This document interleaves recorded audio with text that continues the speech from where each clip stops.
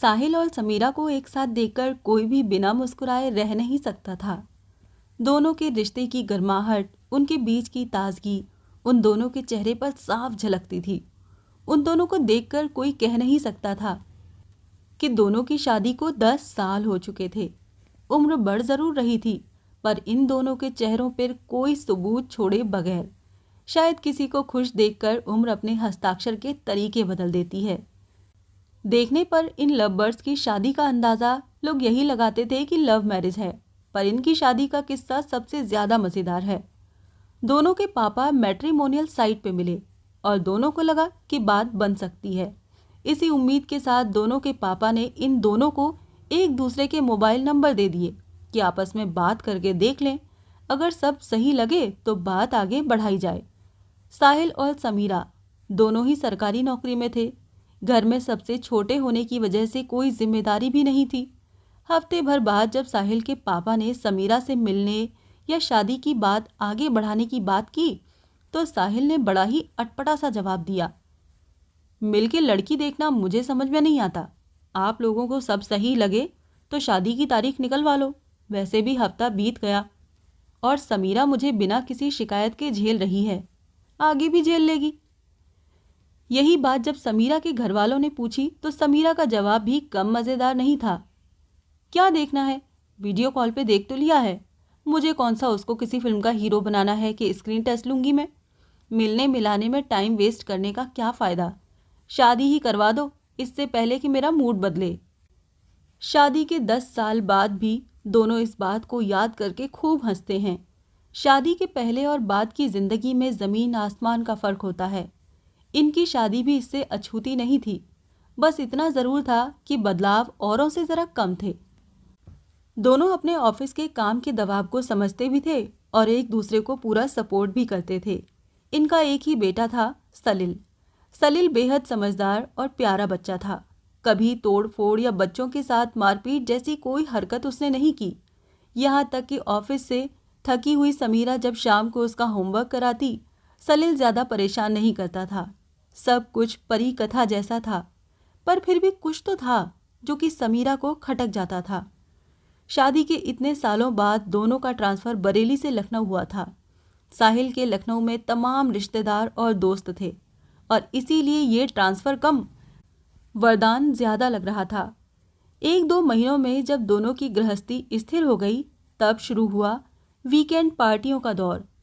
जब भी पार्टी समीरा के घर होती, उसकी कोशिश रहती कि सब कुछ अच्छे से हो। अक्सर हो भी जाता था। दिक्कत तब शुरू हुई जब रमन और राधिका ने इनकी जिंदगी में दस्तक दी। राधिका एक साधारण पढ़ी लिखी लड़की थी। रमन साहिल का जूनियर था। जल्दी ही वो भी इस ग्रुप में शामिल हो गए। जब पहली बार रमन के घर पे पार्टी हुई, सब राधिका के खाने की तारीफों के पुल बांध रहे थे। राधिका ने घर बहुत ही सुंदर तरीके से सजा रखा था।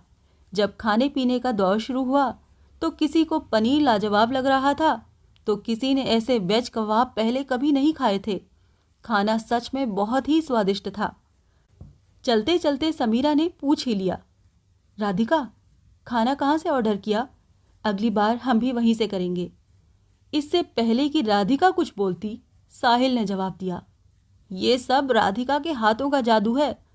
जब से रमन ने हमारा ऑफिस ज्वाइन किया है, तब से हम लोग अक्सर राधिका के हाथ का कुछ न कुछ खाते ही रहते हैं। ओह, सच में जादू है तुम्हारे हाथों में। बोलने को तो बोल दिया समीरा ने, पर साहिल को अंदाजा लग गया था कि तूफान अब दूर नहीं। सारे रास्ते दोनों में आपस में कोई बात नहीं हुई। सलील कहने को 6 साल का था, पर समझ बड़े बुजुर्गों सी थी उसमें। बातें भी वो वैसी ही करता था। आज उसको भी चुप रहने में ही अपनी भलाई नजर आई। घर पहुंचकर तीनों ने कपड़े बदले और सोने चले गए। नींद समीरा की आंखों से कोसों दूर थी। ऐसा नहीं था कि साहिल ने पहली बार किसी की तारीफ की थी या उसको राधिका से कोई दिक्कत थी, पर कुछ तो था जो समीरा को सोने नहीं दे रहा था। उसको याद आया कि जब पहली बार उसके यहाँ पार्टी होने वाली थी, साहिल ने समीरा से कहा, खाना मैं ऑर्डर कर लूँगा, बाकी जिम्मेदारी तुम्हारी। खाना तुमसे मैनेज नहीं हो पाएगा। फिर बाद में जब जब पार्टी हुई, ये एक नियम बन गया, खाने की जिम्मेदारी हमेशा साहिल की ही रहती। ज्यादा दूर क्या जाना, कुछ महीने पहले ही पेरेंट्स टीचर मीटिंग में सलील की टीचर ने शिकायत की थी कि वो अपना लंच अक्सर आधा डस्टबिन में फेंक देता है। घर आकर जब उसने साहिल को ये बात बताई तो उसने भी सलील का ही पक्ष लिया और बोला, आधा तो खा लेता है ना। साहिल के बोलने का अंदाज इतना अजीब था कि समीरा को ज्यादा बुरा लग गया। उस वक्त भी इस टिप्पणी पे ऐसा घमासान वाक युद्ध हुआ दोनों के बीच कि आसानी से उसे तीसरे विश्व युद्ध की श्रेणी में रखा जा सकता था। समीरा जितना सोने की कोशिश कर रही थी उतनी ही उसको बातें याद आ रही थीं। जब तब सलील भी अपने दोस्तों के टिफिन पे लंबी कहानी सुनाता। कभी किसी की मम्मी ने सत्तू का पराठा भेजा था तो कभी किसी की मम्मी ने सैंडविच बहुत अच्छे बनाए थे लंच में। समीरा तरस गई थी कि उसका बेटा कभी उसकी भी तारीफ कर दे। बहुत पूछने पर एक बार सलील ने बोला था, मम्मा मैगी ठीक बनती है आपकी। अब वो इसको अपनी तारीफ समझे या बेइज्जती। पिछले महीने सलील का बर्थडे था। समीरा के मम्मी पापा इस बार महीने भर के लिए आए थे। नानी को देखते ही सलील सबसे ज्यादा खुश था। लगातार उनसे अपनी फरमाइशें बता रहा था। नानी, आपको याद है ना, गुलाब जामुन, जलेबी और बेसन के लड्डू आपको बनाने हैं। शाम को खीर खिला दो आप। प्लीज़ अपने हाथ के आलू के पराठे कल टिफ़िन में देना। हमेशा आशू की मम्मा ही आलू के पराठे बेस्ट बनाती हैं। सबको पता चलेगा कि नानी इज़ बेस्ट। इतना कहते ही उसने नानी के गले में बाहें डाल दी। सुधा जी समीरा की माँ थीं। खाना बनाने और खिलाने का इनको खास शौक था। जब समीरा, संजना और संजय छोटे थे तब इन सब के दोस्त सुधा जी के पीछे लगे रहते थे। आंटी ये बना दो, आंटी वो खिला दो। अब इन तीनों के बच्चों का भी वही हाल था। तीनों अलग अलग शहर में रहते थे। सुधा जी के पति देव रमेश जी रिटायरमेंट के बाद सुधा जी के साथ कानपुर में रहती थी। संजना अपने पति और 2 बच्चों के साथ दिल्ली में रहती थी। संजय अपनी पत्नी और 5 साल की बिटिया के साथ मुंबई में रहता था। समीरा ही सबसे पास में थी तो सुधा और रमेश जी अक्सर उसके पास आ जाते थे। इससे समीरा की भी बड़ी मदद हो जाती थी। हालांकि ये लोग कभी 10-15 दिन से ज़्यादा नहीं रुकते थे, पर नाना नानी के आने का सुख सलील के लिए अनमोल था। इस बार तो उसने जिद करके उनको लंबे समय के लिए बुलाया था। अगले दिन संडे की छुट्टी थी और वो देर तक सो सकती थी, पर अभी तो मुद्दा ये था कि रात के 1 बज चुके थे, पर उसको नींद आ ही नहीं रही थी। यही सब सोचते सोचते जाने कब उसकी आंख लग गई। सुबह उठी तो सर दर्द से फट रहा था। कोई और संडे होता तो शायद थोड़ा और सो लेती वो, पर आज तो किचन से आलू के पराठों की खुशबू ने उसे उठा दिया। वो समझ गई कि माँ ने सबका नाश्ता बना दिया है। समीरा बेटा, तू भी जल्दी से आके नाश्ता कर ले, सब इंतजार कर रहे हैं तेरा। सुधा जी ने किचन से ही आवाज़ लगाई। समीरा भी जल्दी से तैयार होकर डाइनिंग टेबल पर पहुंच गई। सलील और साहिल तो पहले से ही टेबल पर थे।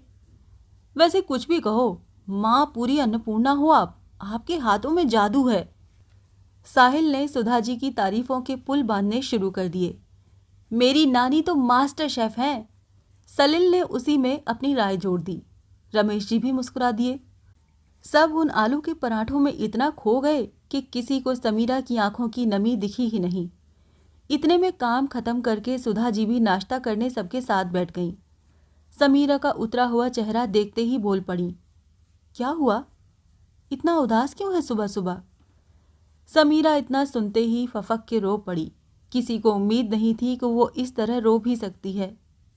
मैं दुनिया की सबसे बुरी कुक हूँ माँ। मेरे हाथ में वो स्वाद है ही नहीं। मेरे पति को, मेरे बेटे को कभी कुछ अच्छा बना के खिला ही नहीं पाती। आप तो दुनिया की बेस्ट कुक हो माँ। नानी के भी हाथों में जादू था। जब सब अच्छे स्वाद की विरासत थी घर में, तब भी क्यों नहीं दी आपने मुझे ये विरासत? आपने बचपन से कभी हम दोनों बहनों को किचन में क्यों नहीं जाने दिया? क्यों किया आपने ऐसा? इतना कहकर वो चुप हो गई। शायद उसकी आवाज़ इतनी रुंध गई थी कि कुछ समझ पाना मुश्किल था। सारी बात सुनने के बाद सुधा जी ने जिस गंभीरता के साथ समीरा को समझाया, उससे उनका इतने सालों के दर्द को सहजता से महसूस किया जा सकता था। बेटा, दरअसल मैं चाहती थी कि तुम दोनों बहनें अपनी पढ़ाई पर ध्यान दो और अपने पैरों पर खड़ी हो। आज मैं तुम दोनों को देख के गर्व महसूस करती हूँ। मुझे खुशी है कि तुमको कभी अपनी छोटी से छोटी ज़रूरत के लिए अपने पति या किसी के भी आगे हाथ नहीं पसारना होता है। रही बात बुरी कुक की, तो खाना हाथों से नहीं, दिल से बनाया जाता है। तुम उसको काम की तरह नहीं करो, उसमें रुचि लो। तुम्हारे हाथों का स्वाद सबकी ज़ुबान पर चढ़ जाएगा। रही बात तुमको कुकिंग की विरासत ना देने की, तो उसकी वजह भी सुन लो। मुझे कुकिंग का शौक़ हमेशा से था। शादी के बाद यही शौक़ मेरे लिए अभिशाप बन गया। पहले शादियों में कैटरर का चलन नहीं था। मिस्राइन बुलाई जाती थी खाना बनाने के लिए। खानदान तो छोड़ो, गांव तक में अगर शादी होती या कोई और मौका होता तो मुझे रसोई संभालनी पड़ती। जब तुम तीनों भाई बहन स्कूल जाने लगे तो मैं भी तुम्हारे पापा के साथ शहर में आ गई। पर यहाँ भी मेरी कैद खत्म नहीं हुई। आए दिन हमारे घर में तुम्हारे पापा के दोस्तों का जमावाड़ा लगता और मैं नजर आती किचन में। मैं जिंदगी के छोटे छोटे पलों के कभी आनंद नहीं ले पाई। यही वजह थी कि मैंने मन ही मन ठान लिया था कि वो विरासत जो मेरी बेटियों से उनकी छोटी छोटी खुशियों के पल छीन ले, मैं अपनी बेटियों को दूंगी ही नहीं। किसी मंझे हुए दार्शनिक की तरह सुधा जी ने अपना पक्ष रखा। रमेश जी, जो आज तक अपनी पत्नी की पाक दक्षता पर फूले नहीं समाते थे, आज पहली बार सुधा जी के नज़रिए से सोचने लगे। अचानक एक चुप्पी जो पसर गई थी। सुबह सुबह नाश्ते के समय उसको तोड़ते हुए वो बोले, सिर्फ अच्छा खाना बनाना ही सब कुछ नहीं है बेटा। तुम सबका कितना ध्यान रखती हो, ऑफिस और घर दोनों की जिम्मेदारी बखूबी निभा रही हो। सबसे अच्छी बात है कि सलील बेटू पर तुम पूरा पूरा समय दे पाती हो, उसकी पढ़ाई पर भी ध्यान देती हो। इन बीते सालों में जब भी मैं साहिल के परिवार वालों से या रिश्तेदारों से मिला, सब तुम्हारी बहुत तारीफ करते हैं। रही बात खाना बनाने की, तो मेरी बिटिया बहुत जल्दी ही सबको पीछे छोड़ देगी। आखिर विरासत को थोड़ा सा पॉलिश ही तो करना है। ये सुनते ही सबके चेहरों पर खुद ब खुद मुस्कुराहट आ गई। वैसे माँ, आपके आलू के पराठे सच में लाजवाब बने हैं। जैसे ही समीरा ने ये बोला, सबकी हंसी निकल गई। वो बोझिलता जो थोड़ी देर पहले अपना कब्जा जमा चुकी थी, शायद खिड़की के सहारे फुर्र से उड़ गई।